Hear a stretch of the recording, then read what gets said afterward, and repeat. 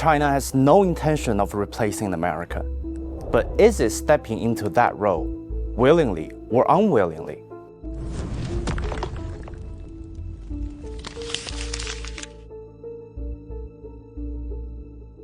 Hello everybody and welcome to this episode of Take Note. I'm Huang Jiyuan.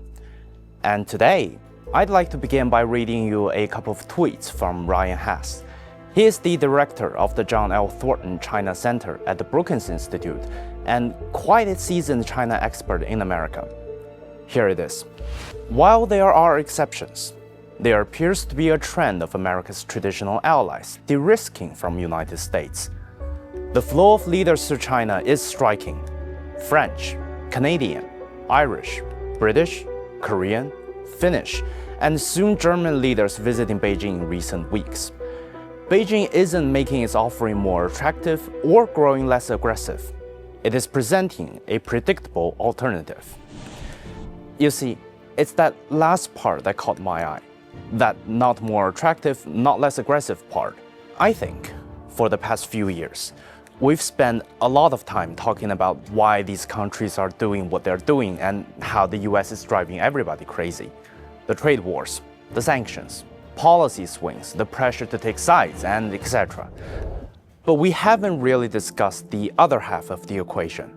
Why is China behaving the way China is behaving? Why hasn't China, quote-unquote, changed? Put yourself in China's shoes for a moment. Anyone that has faced containment, sanctions, or strategic pressure will inevitably look for ways to rebalance the situation once the opportunity arises. For a country, that could sometimes mean revenge in a crude sense, or more often than not, a more assertive use of leverage, seeking concessions, reshaping terms of engagement, and pushing others into adjustments they might otherwise resist. Natural, right? But China hasn't done that. Remember, I'm not quoting Chinese officials here. This is said by a mainstream and seasoned American analyst. And this is the part that's often misunderstood or overlooked by foreign audiences. Chinese politics revolves around one word: stability. It's a simple concept. You go at the pace that suits you the best.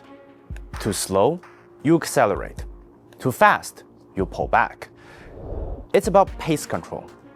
The shock of today's world comes from the fact that America's pace went from 0 to 100 in an instant. In less than a decade, it went from globalization to decoupling, from free trade to tariffs, from strategic ambiguity to confrontation. And because so many countries have become so dependent on it for so long, they felt the whiplash, being hurled along in this whirlwind. Their pace has become unstable. That's not the case with China. From keep a low profile, focus on development, to pursue progress while maintaining stability, China's strategies, regardless of the objectives, have become a constant effort to set the pace based on the stages of Chinese development and the environment it faces at the time. China doesn't wake up one morning and decide to become something else. China has a core. It has a temporal consistency. So when Hass says China's presenting a predictable alternative, what he's really saying is, you can like or dislike China, you can be for or against its policies, but you would know where it stands, what it wants, and where it's coming from. And as the international order is getting reshaped, that in itself has become a strategic asset. That's China's power and attraction.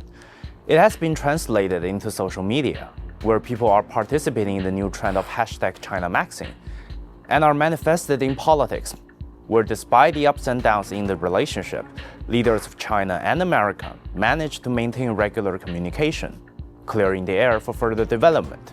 In a turbulent system, nothing is stronger than a simple impression. I know where you stand.